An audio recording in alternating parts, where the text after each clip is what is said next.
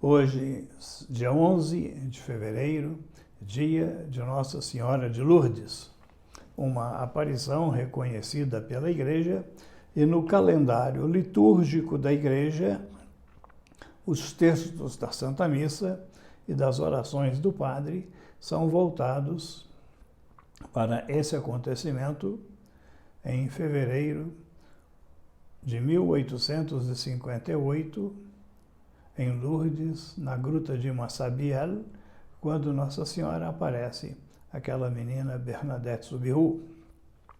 Eram 3 crianças, mas apenas Bernadette viu. É interessante que Bernadette, religiosamente, era uma menina sem instrução. Quando o padre foi conversar com ela e perguntou para ela o que era a Santíssima Trindade, ela não saberia, não soube explicar. Tinha 14 anos e o seu catecismo era bem fraquinho. Ela não tinha ideia do que poderia ser a Santíssima Trindade. A mensagem central de Lourdes é que Nossa Senhora pede que se reze pela conversão dos pecadores. Bernadette, depois, ela se esconde. Isso é muito comum nas aparições autênticas. A irmã Lúcia, vidente de Fátima, ela foi se esconder na Espanha, fugindo de Portugal. E Bernadette Soubirous, ela sai de Lourdes e vai se esconder a uma cidade relativamente distante, Nevers, onde ela veio a morrer. Eu tive a oportunidade de visitar o quarto onde ela viveu e morreu e celebrar a Santa Missa, justamente no local onde estava o seu leito. Na hora da morte, o leito dela foi colocado mais perto do calor da fonte de alimentação, da lareira, para aquecer o ambiente. Ela estava bem fragilizada e ela sofreu muita humilhação depois da aparição de Nossa Senhora. Então, essas videntes, em geral, depois elas se escondem, sofrem muita humilhação e são fiéis à mensagem que receberam.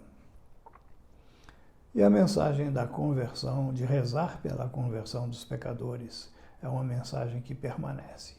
Em Fátima, Nossa Senhora vai pedir que não apenas se reze pela conversão dos pecadores, mas também que se faça penitência nesse sentido. Eu lembraria aqui uma coisa. Para as senhoras donas de casa que têm um tanque com 2 partes, uma com água limpa e a outra com água de sabão, de molho, e nessas 2 partes do tanque há uma passagem embaixo com uma rolha. Assim ela pode ter num lado água com sabão e no outro lado água limpa. Ela pode também ter um lado a água e no outro lado vazio, e deixando ali a roupa escorrer. E é possível, então, nas 2 partes, ela ter um nível de água de um lado assim e do outro mais baixo, ou assim. Mas se abrir aquela passagem embaixo, o nível da água dos 2 lados é o mesmo. Aí o nível se mantém. Isso em física é o princípio dos vasos comunicantes. Então vamos aplicar isso à espiritualidade. Aqui vamos colocar uma pessoa em pecado.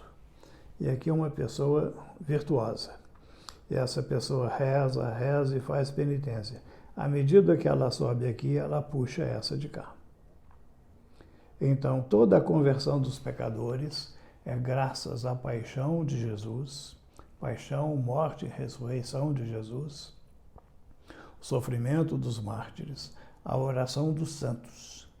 E assim, quando uma pessoa reza por outra, mesmo que aquela pessoa não venha a saber, a graça toca aquela pessoa e ela se eleva e recebe a graça da conversão dentro da sua liberdade de aceitar ou não a graça de Deus.